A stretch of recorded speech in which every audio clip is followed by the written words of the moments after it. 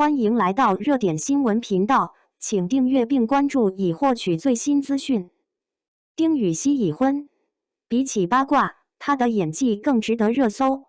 最近，某八卦论坛一条匿名爆料帖掀起轩然大波，丁禹兮隐婚多年，女方是圈外素人。消息一出，全网炸锅。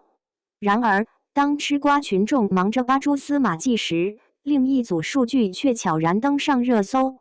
她主演的长乐曲海外播放量破亿，韩国网友称她为中国剧的演技教科书。这场八卦与实力的错位狂欢，撕开了内娱最荒诞的一幕。我们为何总对演员的私生活穷追不舍，却对真正的艺术光芒视而不见？丁禹兮的婚恋罗生门并非孤立，从长乐曲中智勇双全的沈度，到永夜星和李义正一邪的木生，他的角色总能在观众心中烙下深刻印记。然而，热搜上最吸睛的，却是他无名指上一枚戒指的疑似婚戒解读，或是与女演员的片场互动被剪辑成恋情实锤。讽刺的是，观众对沈度的蒙眼射箭名场面津津乐道，却少有人知。丁禹兮为这场戏在40度高温下反复练习拉弓，手腕磨出血痕，人们热议她的眼神细酥感，却忽略了她为贴近角色，关掉片场所有灯，仅凭一支蜡烛揣摩人物心理的极致投入。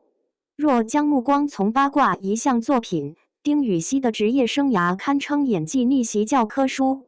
一人千面的角色宇宙，她是传闻中的陈芊芊中妇，黑傲娇的韩硕，是《春闺梦里人》里双面纯爱的宁玉轩，也是《黑白森林》中硬核破案的刑警。每个角色都被她赋予截然不同的灵魂，甚至被观众调侃怀疑是 AI 换脸。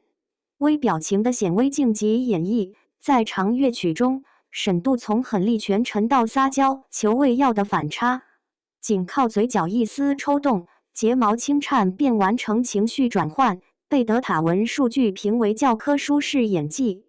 永夜星和李木生画妖时的眼神，混合震惊、委屈、期待，让海外观众直呼不需要字幕也能共情。自虐式敬业，为演活大理寺少卿游中的猫系少卿，他观察流浪猫数月，连歪头挠下巴的细节都精准复刻。拍月光变奏曲时，他泡在书店体验作家生活，甚至手写10万字人物小传。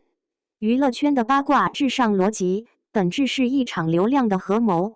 媒体追逐点击率，资本收割话题度，观众沉迷猎奇三方合力下，演员的私生活成了商品，而作品反倒沦为背景板。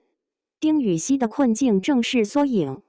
他的作品长乐曲正面舆情占比82%，角色帅气腹黑带感标签深入人心，但讨论度最高的仍是戒指疑云。